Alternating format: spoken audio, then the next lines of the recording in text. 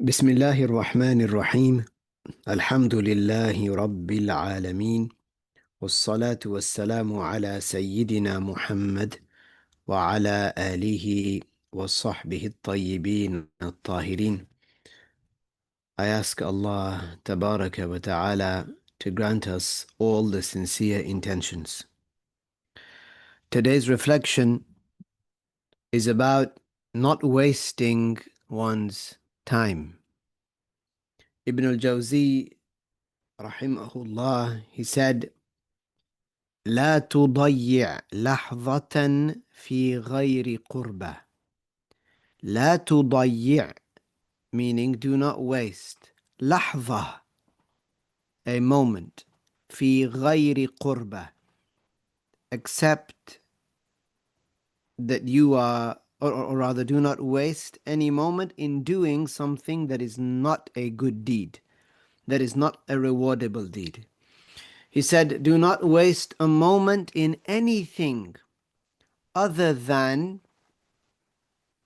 what draws one closer to,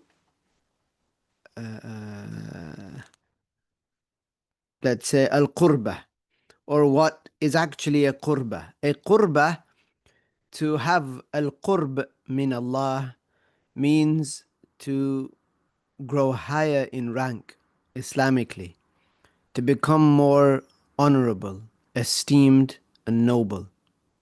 And that is only through implementing that which one has learned of rules, the rules of the religion. One can only excel if they first learn how to excel. One can only stay away from failure if they learn how to protect themselves from it. So Ibn al-Jawzi said, لا تضيع لحظة في غير قربة. لا تضيع لحظة في غير قربة. Do not waste even a single moment in doing something that will not bring you any reward. Don't do that. He said, ينبغي للإنسان أن يعرف شرف زمانه وقدر وقته فلا يضيع منه لحظة في غير قربة ويقدم الأفضل فالأفضل في القول والعمل.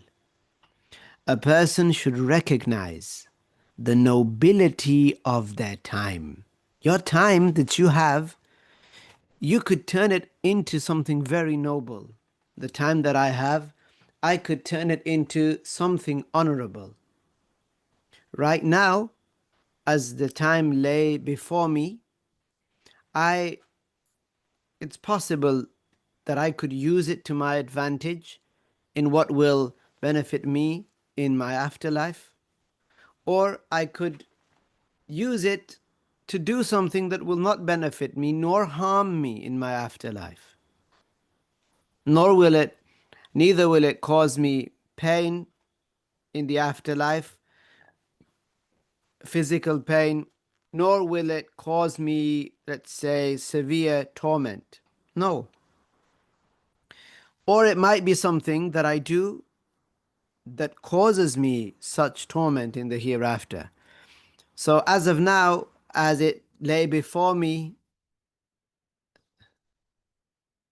it's possible that my time could be molded into one of these three things. So I need to first recognize that time is like this. He said, a person should recognize the nobility of their time. It could be turned into a noble deed. It could be used and filled with a noble deed. He said, and the value of their moments. A person should recognize the value that their moments carry. Each moment is valuable. So they do not waste even a single moment on anything other than what brings them closer in obedience to Allah. They should prioritize the best of words and actions. And this, subhanallah, It should be the case whether we feel happy or not. This world is full of hardship. It's full of sadness. Sometimes we are energetic and we are enthusiastic, such that we would do good deeds and have this charisma beaming from us that would make others also encouraged to do the good deeds. And sometimes, perhaps not. Sometimes you find it difficult, like the person who is walking on the street. You find that it seems like life has tied them down. They have the weight of the world on their shoulders, and it's difficult for them as you watch them painfully. You watch them lifting up their foot, taking a step, and it's as though they're lifting a mountain. They take one step, two steps, three steps. It's difficult for them. Sometimes you might find yourself in such a situation. And the human being, this is how we are. One day it's joy and jubilation, and the next it's sadness and sorrow. Sometimes it's inexplicable as far as a person goes. They might not know why they are feeling that way. The emotions, they swirl around inside the cauldron that is our heart. And it mixes in different ways. Sometimes we're upset by a word somebody said. Sometimes we are made to feel uncomfortable by the way someone is acting. Sometimes we can't put our finger on it. We don't know what it is. So the point here is that however a person is feeling, they should fill that time with something good. This is an important matter. Ibn al-Jawzi said, وَلْتَكُنْ نِيَّتُهُ فِي الْخَيْرِ قَائِمَةً مِنْ غَيْرِ فُتُورٍ بما لا يعجز عنه البدن من العمل كما جاء في الحديث نية المؤمن خير من عمله. Ibn al-Jawzi said, their intention for doing good should always remain. It should remain firm without laziness. Your intention to do good must always remain firm. It should always be that light at the end of the tunnel, sometimes that long and dark and wet tunnel. But you should always have in the foreground, even if it's very, very far in the distance, but that glimmer of light, you should keep that there always. Never lose hope. Never let laziness overcome a person, even if a person was very tired. Usually the tongue is still able to move. And you know that because the tongue usually does not hesitate, even when a person is tired, to complain, to shout and scream, to lash out, and metaphorically whip someone. One would rather use it to do good, even if they were tired. At the very least, saying La ilaha illallah. At the very least. Ibn al-Jawzi said that our intentions for doing good should always remain firm, without laziness. Like a person who is holding on to a lantern. Whether they are holding on to a lantern and it burns and it gives all of the room light. Some people are cooking. Some people are eating. The children are playing. The grandmother in the corner might be sewing, putting the thread through the eye of the needle. This person is giving everybody light. This person in all situations should intend to do good, should intend to hold this lantern and keep it aflame. Whether they were inside or they were outside in the wind, or they were outside in the rain. This is an analogy that presents to you the situation of a person when they are inside the house, they are safe, they are happy. It's easy for this flame to be ablaze. It's very easy. Like that, when you're happy, it's easy for you to do the good deeds. You'll happily do them. You have this joy. You're high in spirits, as they say. But when you're outside, it's difficult for you to hold the lantern. You're trying to protect it. The flame is dancing left and right because of the wind. Part of it becoming extinguished by the rain. But still, you should try to protect it. You should try to hold it. This is the example of the intention for doing the good. It should remain firm, always, no matter whether one was at a time of ease or a time of hardship, a time of joy or a time of sorrow. Ibn al-Jawzi said, their intention for doing good should always remain firm, without laziness. النبي عليه الصلاة والسلام استعاذ من الكسل استعاذ من الكسل قال أعوذ بالله من الكسل. The Prophet عليه الصلاة والسلام taught us to seek protection, to seek refuge with Allah against laziness. Their intention for good should always remain firm without laziness, focusing on deeds that the body can manage. Just Ibn al-Jawzi said, just as the hadith says, the intention of a believer is better than his action. This hadith, it was narrated by Al-Bayhaqi, and it can be found in his printed book, Shu'ab al-Iman, where he said, Niyatul mu'min khayrun min amalih. Allah knows best about the authenticity of the hadith, but Al-Bayhaqi said, لأن النية لا يدخلها الفساد.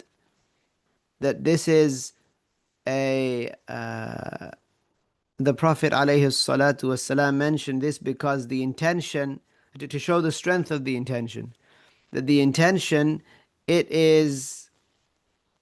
cannot be invalidated. It cannot be invalidated. وَالْعَمَلْ يَدْخُلُهُ الْفَسَادِ. As for a deed, it could be invalidated in some way.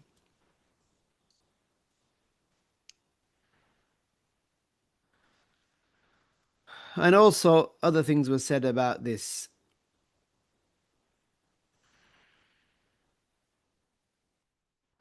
So, Ibn al-Jawzi, all the same, Ibn al-Jawzi is here establishing, emphasizing the strength of the intention.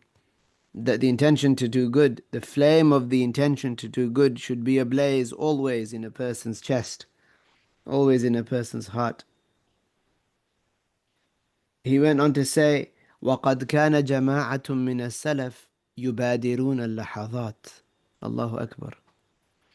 He said, some of the early righteous Salaf, they would rush to seize every moment. كانوا يبادرون اللحظات. They would rush to seize every moment.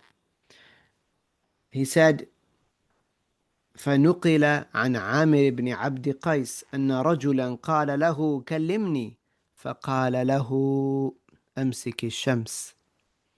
It is narrated that Amir ibn Abd al-Qais, a pious man from the Salaf, was once asked by a man, speak to me, I want to talk to you. So he replied, hold back the sun. Meaning, can you stop time? Can you stop the sun? If you want me to spare a moment, try. Which means you cannot. Which means my time is valuable. It's precious. وقال ابن ثابت البناني ذهبت ألقن أبي فقال يا بني دعني فإني في وردي السادس فإني في وردي السادس. And the son of Thabit al-Bunani. Thabit al-Bunani radiyallahu anhu, he was the student of Anas ibn Malik radiyallahu anhu. Anas ibn Malik, Khadim Rasulillah alayhi salatu wassalam. The son of Thabit al-Bunani, he said that I went to prompt my father, meaning when he was on his deathbed. I went to prompt him with the declaration of faith, La ilaha illallah, Muhammadur Rasulullah. And he said to me, my son, leave me, for I am on my 6th wird. I am on my 6th recitation of the Quran. Ibn al-Jawzi narrated this to show us that look at this person, he is on his deathbed, and his son is coming to advise him with something good, but he's already doing good. And what good is that? It is that he is on his 6th recitation of the Quran. Ya salam. قال يا بني دعني فإني في ورد السادس. Ibn al-Jawzi said,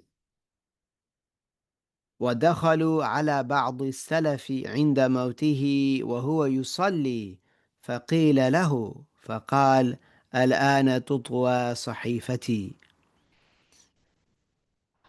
And when some of the Salaf, the pious predecessors, were visited, one of them was visited on his deathbed, they found him praying, meaning his death was close, but they found him praying.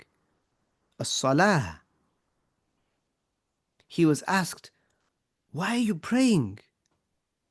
And he said, now is when my record is being closed. Literally, الآن تطوى صحيفتي. Right now, my page is being turned, my page is being folded. My book, this is the last chapter of my book of deeds. So let me pray. My accountability, or rather the deeds that I can actively do to gain reward, the time for them is running out. He was asked, why are you praying? You're ill, you need to rest. He said, الآن تطوى صحيفتي. My record is being closed. Think about that. Think about a person, their book that they're authoring for themselves to see on the Day of Judgment, this book of deeds. Imagine only one chapter is remaining. Half a page is remaining. How many lines is that? You think of a novel. How many lines are there usually on one page? 23, 24, maybe a little more, maybe a little less. Imagine you only have one paragraph left to write, to dictate to the angels. You have maybe 10 lines left. And then your page will be folded also. Your book will be closed also. So think deeply about that. What is your last deed going to be? And the thing is, we do not know when our last deed is coming. So every deed should be considered, we should consider it, imagine it to be like our last deed. Insha'Allah wa khitamuhu misk. Insha'Allah, the last deed that we do, it will be like musk, insha'Allah. It will be good, pleasant, blessed, insha'Allah.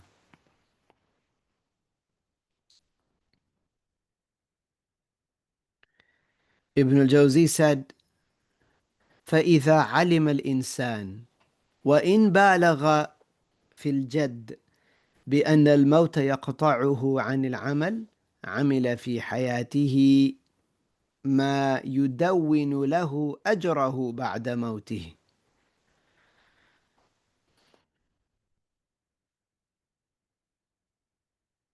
He said, so even if a person exerts himself with full seriousness, with strictness and being stern, even if a person exerts himself with this full seriousness, he should still be mindful that death will cut him off from action.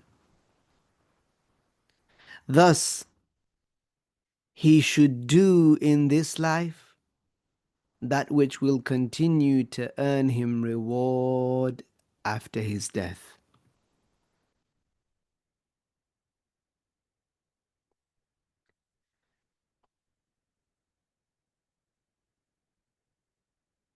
فإذا علم الإنسان وإن بالغ في الجد بأن الموت يقطعه عن العمل عمل في حياته ما يدون له أجره بعد موته. So a person, he says, should do in this life what records for them reward to be seen in the hereafter. Subhanallah. I've spoken about this before, where you see people make what they call time capsules, where they would put a number of things inside a box, and then, like a treasure chest, and then they would bury it somewhere, hoping that somebody 100 years later or sometime later would open it, and they would find there the rudimentary household items that people would use, and perhaps people in the future would wonder. Perhaps their relatives, if they dig up their own land and plant it, bury it in their own land. Like this, each and every one of us, it's like we have a land. It's like we have a land. So we have these little boxes which are representative of seconds or minutes that are passing. So we're trying to fill all of them. Trying to fill all of them. Imagine on the day of judgment then, hypothetically speaking, imagine many, many years later, the angels came and they were to dig up all of these boxes of ours. And we're waiting. We're waiting on the plains of resurrection for our deeds. And the angels, they dig up our land box by box, chest by chest, and many of them are empty. Imagine that. Now, there are many holes in the ground because some of us, insha'Allah, all of us will live long lives, insha'Allah. But perhaps for some people, many of those chests will be, many of those containers will be empty. So we push forward now what we want to see in the hereafter, whether it's sadaqah, prayer, extra fasting. Among the best of deeds to acquire more religious knowledge, to know Allah more and more by learning about the attributes of Allah, Tabaraka wa Ta'ala, learning the names of Allah, memorizing the names of Allah, memorizing the Quran, Kalamullah, memorizing it, or even parts of it. If one hasn't memorized the Quran, then the shortest surahs from the Quran. If a person knows Al-Falaq, Al-Ikhlas, and An-Nas, and Al-Kawthar, and Surah Al-Qadr, for example, and Surah Al-Lahab or Al-Masad, Al-Fil, if they don't know those, then that should be their aim. Even if it's what they consider to be little, they're learning the book of Allah, Tabaraka wa Ta'ala. And they should fill their times with that. Nowadays, social media is a huge distraction. Huge distraction. Huge distraction, subhanallah. Huge.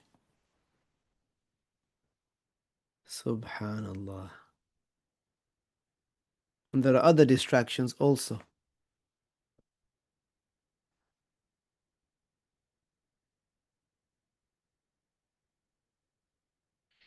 Ibn al-Jawzi said, فَإِنْ كَانَ لَهُ شَيْءٌ مِّنَ الدُّنْيَا وَقَفَ وَقْفًا وَغَرَسَ غَرْسًا وأجرى نهرا ويسعى في تحصيل ذرية تذكر الله بعده فيكون الأجر له، أو أن يصنف كتابا في العلم، فإن تصنيف العالم ولده المخلد، وأن يكون عاملا بالخير عالما فيه.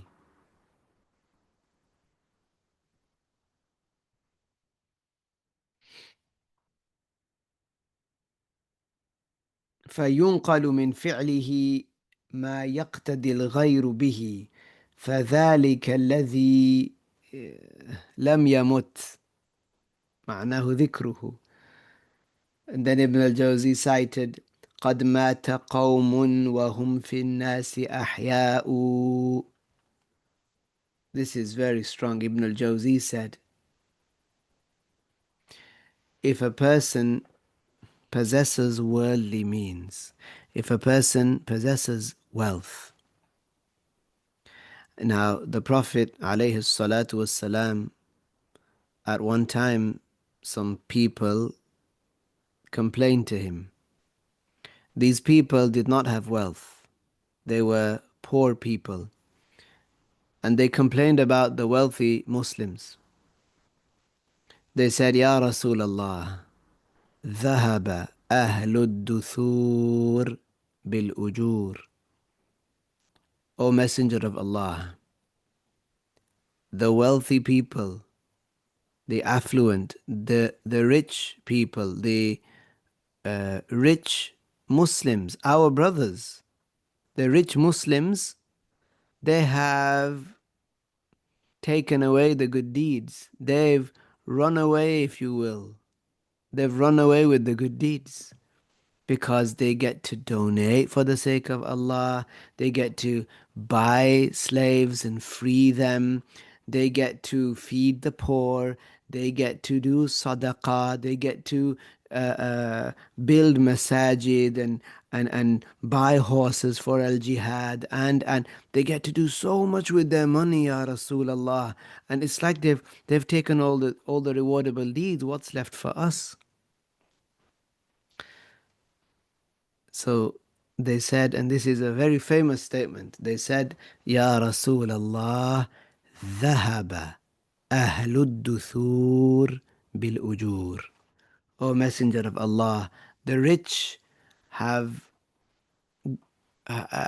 taken the good deeds.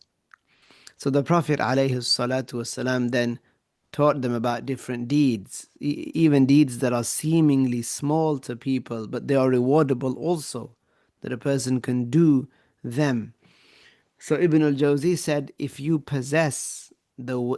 a person possesses the worldly means, let me read it again in Arabic. He said, فَإِنْ كَانَ لَهُ شَيْءٌ مِنَ الدُّنْيَا فَوَقَفَ وَقْفًا. That's what he should do. إذا كان له شيء من الدنيا، إذا كان له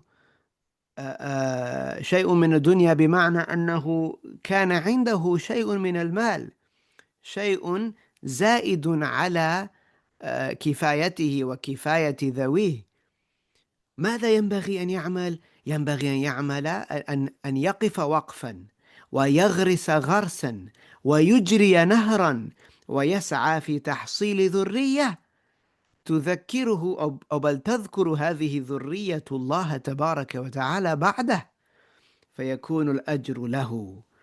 وينبغي أن يصنف كتابا إذا قدر، يصنف كتابا في العلم، في علم الدين، فإن تصنيف العالم سماه ابن الجوزي ولده المخلد، كأن هذا ولد يدعو له بعد أن يموت، وكأن هذا الولد لا يموت، كأنه. Ibn al-Jawzi said that if a person possesses worldly means, he has some money, more than what he needs to provide for him, sustain himself and provide his family, his dependents. If he possesses worldly means, he should establish a charitable endowment. He should establish a waqf. You've got extra money, you should establish a waqf for the sake of Allah, tabaraka wa ta'ala. You should plant trees in a certain way. You should cause water to flow, meaning through a canal for the poor people. You should raise righteous offspring who will worship Allah after you, so the reward returns to you. Or he should author a book of knowledge, for the writings, he said, of a scholar are his enduring offspring. Allahu Akbar. And this goes for religious knowledge. You teach religious knowledge to somebody, that is like your enduring offspring. That's like your child that will live forever. You will continue getting reward as long as it's being taught, given that you taught it for the sake of Allah. He said, Ibn al-Jawzi said, وأن يكون عاملا بالخير عالما فيه. He should act upon the good and be knowledgeable in it. Why?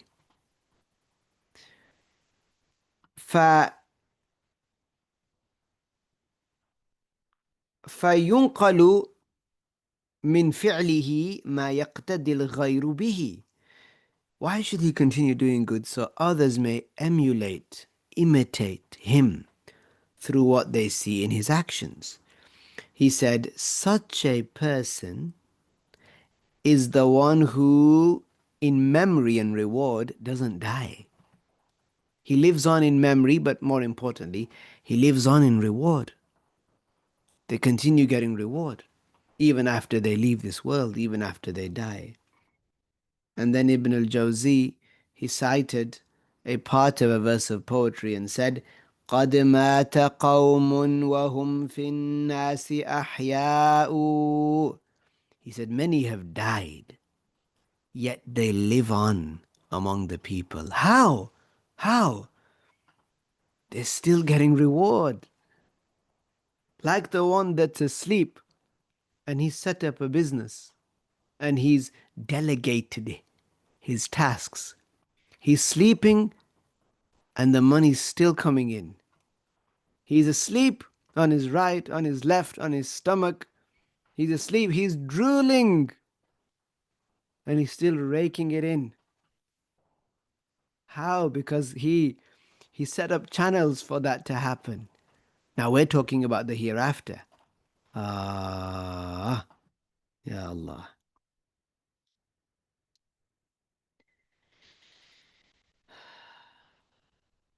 And the poet Al-Tughra'i, he said, فَفُزْ بِعِلْمٍ تَعِشْ حَيًّا بِهِ أَبَدًا النَّاسُ مَوْتًا وَأَهْلُ الْعِلْمِ أَحْيَاءُ. He said, be victorious. You over there, yes, you be victorious. Be a champion with knowledge. And you will live, hypothetically speaking, forever. For indeed, the people are dead. There are people when they die. The people, he said, annasu mauta. Lay people, generally people, when they die, they are dead. وَأَهْلُ الْعِلْمِ أَحْيَاءُ. But it is the people of knowledge that are hypothetically alive. How? Because they are being nourished, you could say, with continuous reward. Streams, rivers, waterfalls, oceans worth of reward comes to them even after they die. Why? Because of what they prepared for themselves in the life of the world.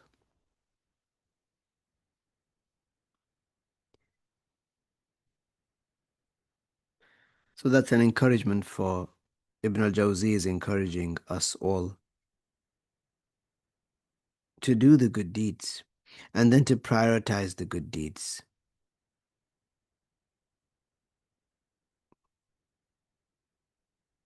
I mention this quite a lot. There is almost nothing like teaching. Teaching is very, very, very, very high up there. Very, very high up there.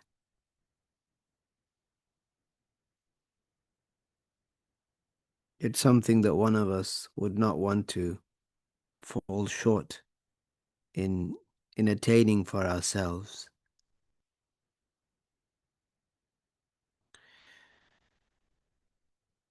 We're going to stop today here, inshallah. I know this session was a little shorter, but mashallah, who can?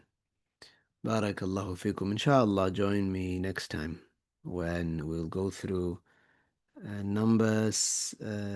number 7, inshallah. We'll continue with Ibn al-Jawzi and Saydul Khatir. Barakallahu fikum. We'll stop here. Assalamu alaikum wa rahmatullahi wa barakatuh. Let's also say La ilaha illallah. La